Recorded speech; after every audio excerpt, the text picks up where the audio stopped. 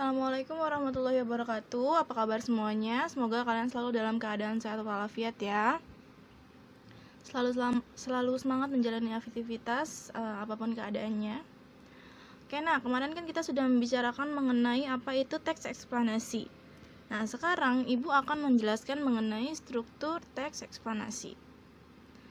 Tujuan pembelajaran kita kali ini adalah Ibu berharap nantinya kalian akan dapat menyusun bagian-bagian pokok teks eksplanasi dan mengidentifikasi struktur teks eksplanasi.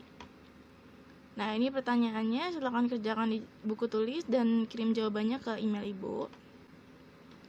Oke, kita mulai dari bagian-bagian pokok teks eksplanasi. Yang pertama, strukturnya terdiri atas pernyataan umum, daratan menjelas, dan interpretasi. Jadi di sini kamu menjelaskan mengenai objeknya, kamu menjelaskan gimana proses terjadinya, terus kamu menjelaskan gimana interpretasi kamu mengenai objek tersebut. Lalu memuat informasi berdasarkan fakta. Ini penting sekali ya nak. Dalam menyusun teks eksplanasi kita harus membuat informasi berdasarkan fakta. Karena kalau kita tidak menggunakan fakta, orang-orang nantinya akan mendapatkan informasi yang salah. Maka kita harus sangat berhati-hati dalam dalam menulis teks eksplanasi. Kemudian memuat informasi yang bersifat keilmuan, misalnya tentang sains. Nah, teks eksplanasi ini kan dia menjelaskan mengenai proses terjadinya sebuah fenomena ya. Nah, fenomena ini memang kebanyakan berkaitan dengan fenomena alam. Maka harus berdasarkan keilmuan, ilmu yang mendukung fenomena tersebut. Nah, sekarang kita masuk ke dalam struktur teks eksplanasi. Struktur teks eksplanasi yang pertama kita punya identifikasi fenomena. Nah, pada bagian ini penulis mengidentifikasi atau memberikan penjelasan secara umum mengenai objek yang akan diterangkan. Memang pada dasarnya setiap teks itu ya akan selalu diawali dengan penjelasan. Di sini kamu menjelaskan terlebih dahulu objek yang kamu terangkan. Apa sih itu gempa bumi? Gempa bumi itu pengertiannya apa sih? Gempa bumi itu artinya apa sih? Gempa bumi itu bentuknya gimana sih?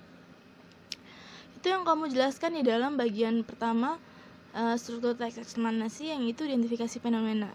Yang kedua kita punya penggambaran proses kejadian. Bagian ini merinci proses terjadinya objek yang diterangkan dengan menjawab dua hal, yaitu mengapa dan bagaimana. Jadi di sini kamu menjelaskan gimana sih proses terjadinya fenomena ini dengan mengacu pada pertanyaan mengenai mengapa dan bagaimana. Secara rinci kamu beri penjelasan gimana prosesnya dari awal sampai akhir, apa alasannya, gimana bisa terjadi hal itu.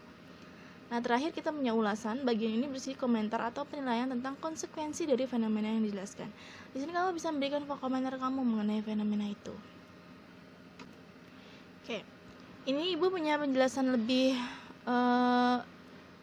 dalam lagi mengenai proses kejadian. Tadi kan kita sudah lihat ya bahwasanya penggambaran kejadian itu menjelaskan mengenai proses terjadinya fenomena mengacu pada pertanyaan mengapa dan bagaimana.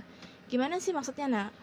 Nah, kalau kamu merinci pada pertanyaan mengapa, maka penjelasan kamu akan berpola atas akan menghasilkan uraian yang tersusun secara kausalitas. Kausalitas itu maksudnya apa sih nak? Kausalitas itu maksudnya adalah hukum sebab akibat, berdasarkan sebab akibat. Kenapa ini bisa terjadi? Oh, karena ada ini. Kenapa bisa begini? Oh, karena begini. Nah, itu yang dimaksud dengan kausalitas. Jadi kamu menjelaskan secara hubungan sebab akibat. Gempa bumi itu terjadi karena apa? Tsunami itu terjadi karena apa? Banjir itu terjadi karena apa? Nah, itu yang kamu rinci dan kamu jelaskan dalam proses kejadian terkait pertanyaan mengapa. Sementara kalau kamu merinci berdasarkan pertanyaan bagaimana, itu akan menghasilkan uraian yang tersusun secara kronologis atau gradual. Ini maksudnya adalah berdasarkan urutan waktu. Jadi proses terjadinya itu kamu rinci satu demi satu. Pertama, apa yang terjadi? Kedua, apa yang terjadi? Ketiga, apa yang terjadi? Misalnya tsunami itu prosesnya pertama seperti apa? Oh, ada terjadi tabrakan antar lereng bumi ya. Terus kemudian ada air laut naik, baru kemudian ke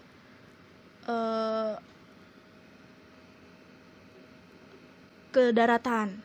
Nah, gitu maksudnya. Jadi kamu menjelaskan secara kronologis gimana prosesnya satu demi satu, berurutan demi berurutan. Itu bedanya antara mengapa dan bagaimana. Kalau mengapa ini dia berdasarkan hubungan sebab akibat, kalau bagaimana ini dia berdasarkan